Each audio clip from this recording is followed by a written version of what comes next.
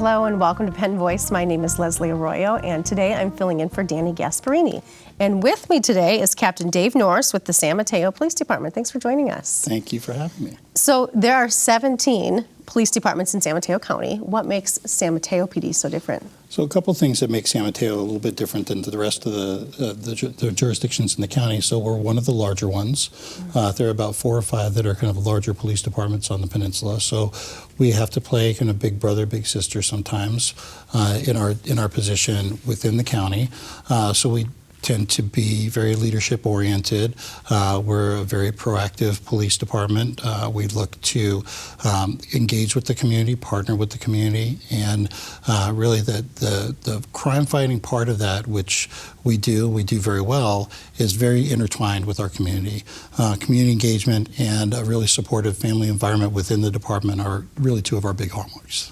Well, and that's actually I was going to ask you about community engagement, and what are some of the things that you do to engage the community, and how do you get them involved? So we have a number of different ways that we get involved with our community, and one of those ways is through a very robust media and community relations program where we are communicating with our community across multiple social media platforms, including some Nextdoor.com, which is a very popular now residential communication program.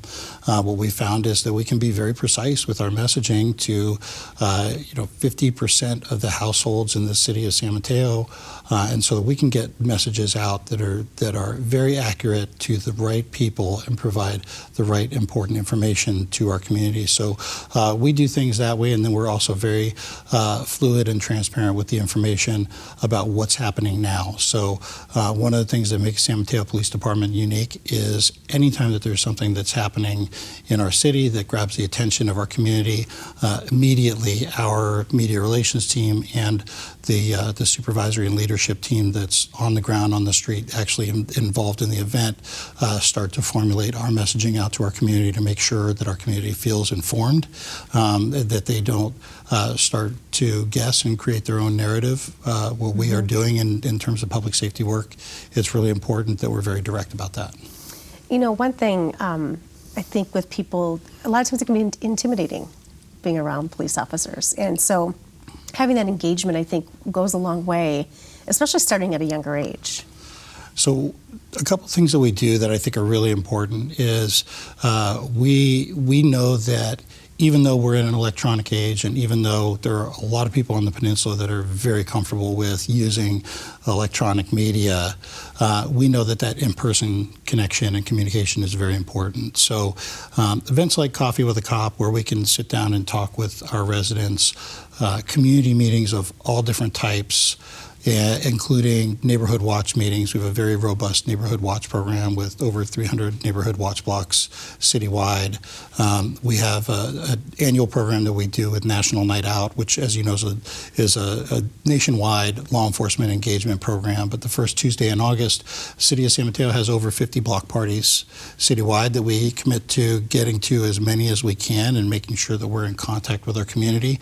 And we also focus on the communities that we know don't have a robust neighborhood watch program, and we make sure that we do some larger events and we bring the community that is around that area to those events, like the one that we do at the Martin Luther King Center every year. How receptive has the community been to you guys? We have an incredibly supportive community. It's difficult for me to even describe how supportive this community has been.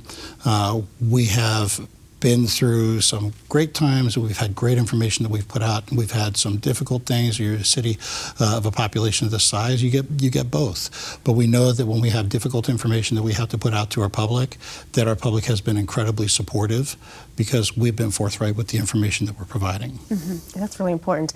So when thinking of local police, most people envision the officers in uniform, but there's a lot that goes on behind the scenes and a lot of people that make this happen. Let's talk about those people. Right. So when people think about the police, they think about the officers in uniform, the black and white cars, the motorcycles, those things that are directly in touch with our public out on the street that everybody sees.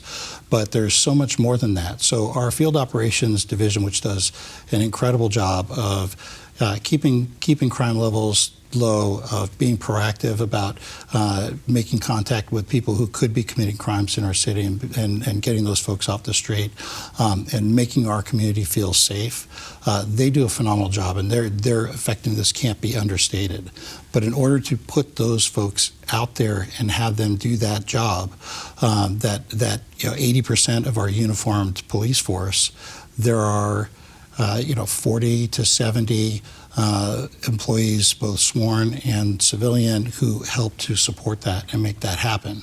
And we're talking about the dispatchers who take the calls, the records personnel who process the reports, the behind-the-scenes teams that recruit, hire, and train our personnel, the investigations division that does the complex cases. There are a lot of different things that go into that. Mm-hmm. Speaking of recruiting, how is it difficult to recruit, especially here in the Bay Area, with the cost of living and things like that? Cost of living is a big factor. There are a number of things that are big factors. The different profile that police have now across the national narrative is also a big factor for us. We have to retune what we're thinking about when we look at people who want to get into the police profession.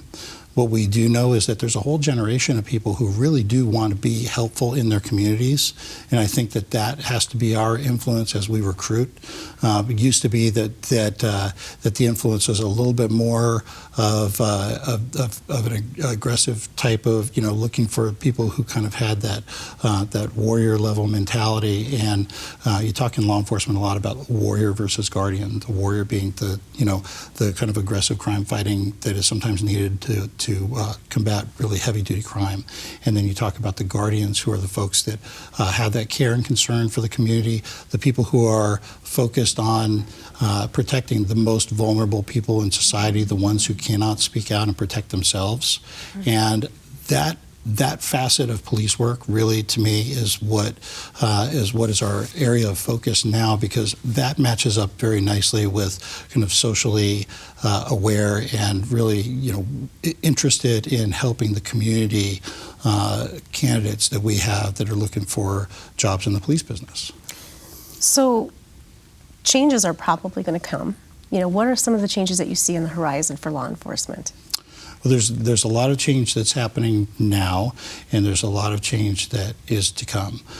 Some of the things that are happening now is greatly increased transparency coming from law enforcement agencies, and I think that that's something that we have to ensure through good policies and good practices that we are already doing, so that when those law changes come and when those transparency practices are mandated of us, that's not a big shock to the system of local police departments.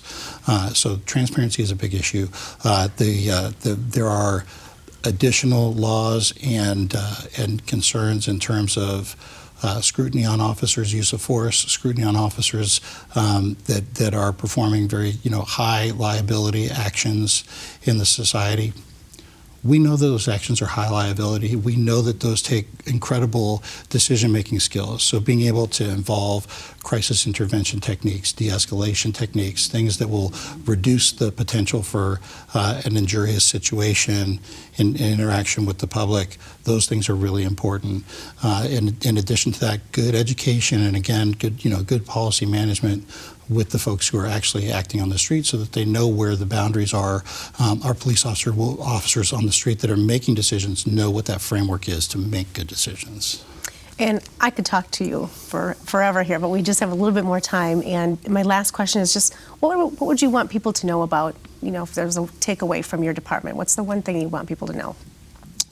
I think the most important thing to know is that our job in protecting our community is to reduce the perception of fear, to make sure that people feel like they are safe, to make sure that they feel like we are a comfortable entity for them in the community to reach out to us and have that interaction, and that they feel like there aren't any deep secrets that are being held with the interaction between police and the public, that we are upfront about that because we have a professional job to do, and that we shouldn't have any qualms about sharing the interaction with the public about what kind of action we have to take on the street. Perfect. Well, thanks so much for joining us. I Thank really you. appreciate it. And thank you for joining us today on Penn Voice. We'll see you next time.